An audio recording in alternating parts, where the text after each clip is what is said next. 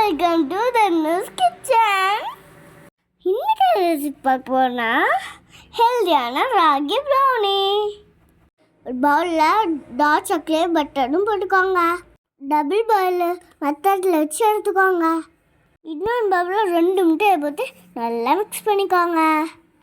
கூடவே 3/4 கப் நாட்டு சர்க்கரையும் போட்டுக்கோங்க.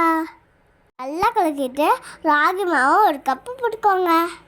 நல்லா மிக்ஸ் பண்ணிக்கோங்க. கட்டிகள் இடிக்காமல் மிக்ஸ் பண்ணிக்கோங்க. பேக்கிங் சோடா 1 ஸ்பூன் போட்டுக்கோங்க. உப்பு 1 பிஞ்சு போட்டுக்கோங்க. கொக்கோ பவுடர் 1 ஸ்பூன் போட்டுக்கோங்க. போட்டுட்டு நல்லா மிக்ஸ் பண்ணிக்கோங்க. இது நம்ம ஹெல்த்தியாக தான் செய்கிறோம்.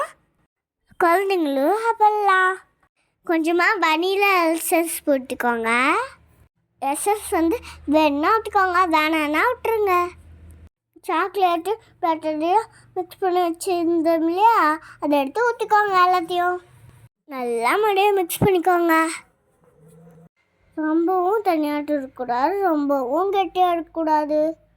கரெக்டான பாவத்துக்கு எடுத்துக்கோங்க. 2 கண்ணாடி பவுல் எடுத்துக்கோங்க. கீயோ இல்லை பட்டரோ எது வேணால் அப்ளை பண்ணிவிட்டு அதில் எடுத்து ஊற்றிக்கலாம். நான் அதில் 2 சாக்லேட்டாக போடுறேன். நான் 2லேயும் போட்டேன்.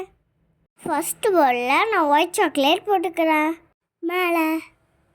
இன்னொரு பவுலில் டார்க் சாக்லேட்டும் சாக்கோ சிப்ஸும் போட்டுக்கிறேன். எனக்கு டார்க் சாக்லேட் தான் ரொம்ப பிடிக்கும்.